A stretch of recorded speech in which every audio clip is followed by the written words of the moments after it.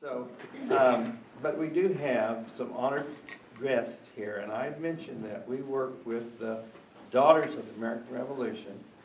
And as MC, I'd like to introduce Cherie Baxter, who is the Indiana State DAR Regent. And she's going to come here and give us an introduction to the Daughters of the American Revolution. Thank you, Cherie.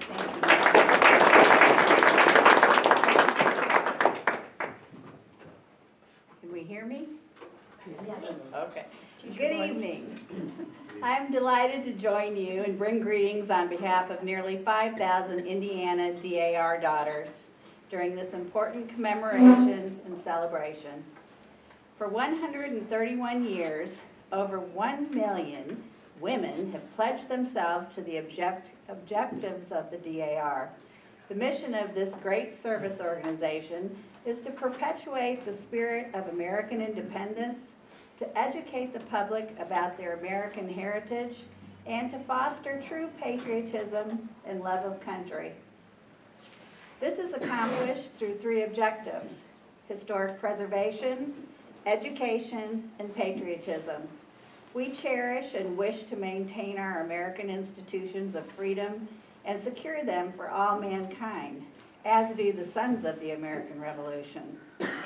As the 250th anniversary of the founding of our nation approaches, Indiana Daughters are engaged in multiple initiatives to magnify our mission.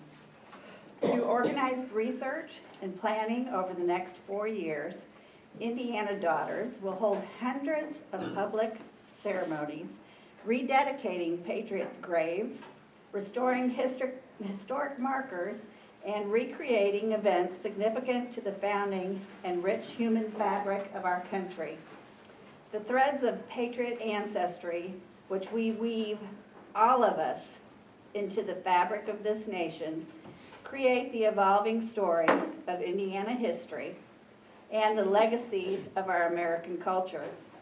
The DAR and the SAR, bound together through this common cloth of history, share the responsibility of ensuring America and the world knows and remembers the purpose and sacrifice of our founders and those who have defended freedom.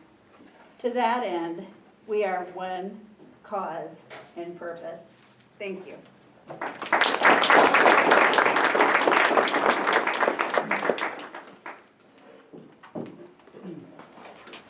It's my pleasure to have so many other individuals. Thank you, Cherie, for this wonderful message that you've brought. Some other honored guests that we'd like to recognize. And the DAR has a board of management and that are attending here.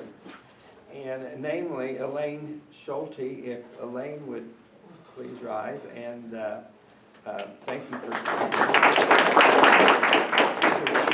State Vice Regent, and Cynthia Frederick, thank you, she's DAR State Secretary, and Debra Byrnes.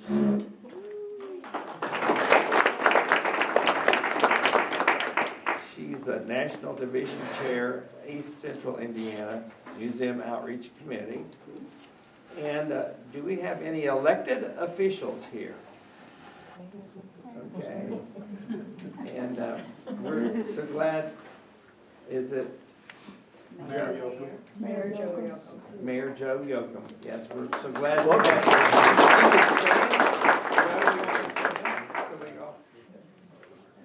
Thank you. And do we have any other DAR representative from different chapters here that aren't from the local one? Any that I need to, okay? I belong to the Fort Harrison chapter out of Terre Haute. Okay, and Donna Adams, Donna I'm the county Adams. historian. And okay, thank you, Donna, for coming. I know Cindy and I work together.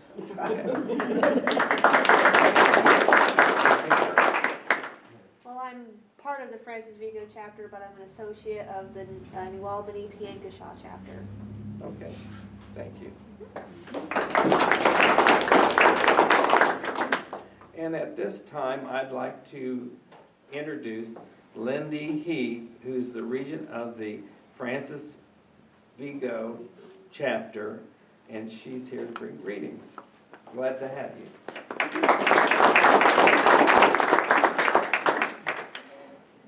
Thank you, Mark, very much for inviting us. It was a pleasure to help you with any of your needs here. And on behalf of the Francis Vigo chapter, thank you for joining us this evening. We are pleased that you are all here. I'd like to have all of my daughters that are part of the Francis Vigo chapter to rise. Thank you. It is now my pleasure to introduce Debra Byrnes, who is our registrar for the Francis Vigo chapter. She will speak to the French patriots that gave us part of this evening.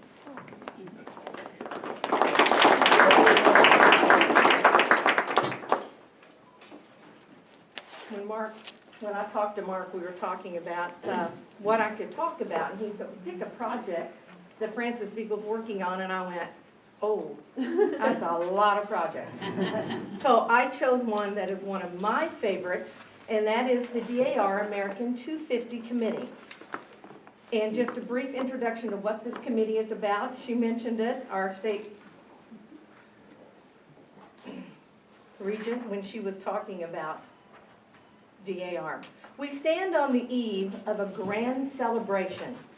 On July 4th, 2026, the United States will mark its 250th anniversary. This occasion provides us as descendants of the generation that secured American independence an opportunity to celebrate the longevity of this democratic experiment, for which our ancestors fought and sacrificed much. This offers us a chance to help our fellow Americans explore their family histories and discover the role that their ancestors played in founding our nation.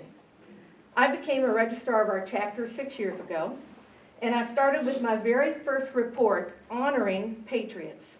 With every new member, with every transfer we receive, and with the passing of a daughter of our chapter, I share with our members a short bio of their patriot. And DAR goes back a long way, and some of the old applications have some of the greatest stories written in them. It's a shame we don't do that anymore, and that's what I like to go and look for. I think it's important that we say their names, remember what they did for us in securing our freedom. Since we're here celebrating the spirit of Vincennes in the early days, I would like to share a few of our Francis Vigo patriots with you. Since the French here in Vincennes played a key role in securing the West during the Revolutionary War, I would like to introduce you to our chapter's very first French patriot. And it was a member who joined in 1924. Her patriot was, and I do not speak French, so I'm sure I'm going to butcher these names, and I apologize now. And I'm a Kentuckian, and so I'll say it with a twang sometimes. Pierre Buono. Pierre was born February 4th, 1761 in Vincennes, Canada. That's here, when the French were in control. He resided during the Revolutionary War in Vincennes, Illinois County, Virginia. So that's when Virginia claimed us. Pierre assisted in establishing American independence while acting in the capacity of patriotic service. In 1779, he furnished supplies to the Army in the amount of $800. And that is found in General George Rogers Clark claimant record. And I got really curious, so I said, 800 in 1779? Well, in today's money, that would be $18,435.93. The family was repaid in 1873. Notice I said family. That's because Pierre died here in Vincennes in 1832.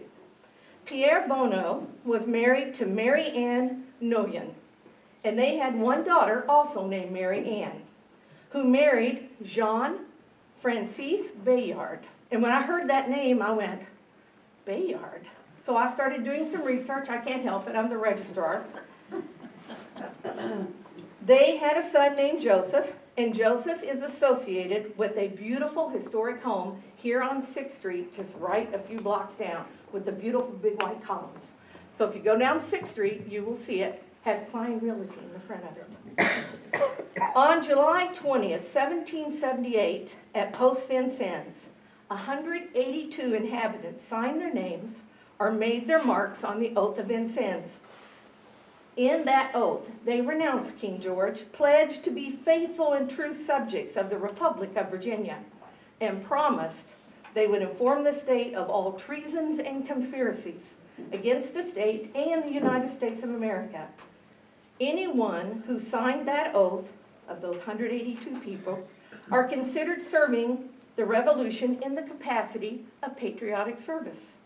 Several members of our chapter and chapters across and throughout DAR are descendants of those signers.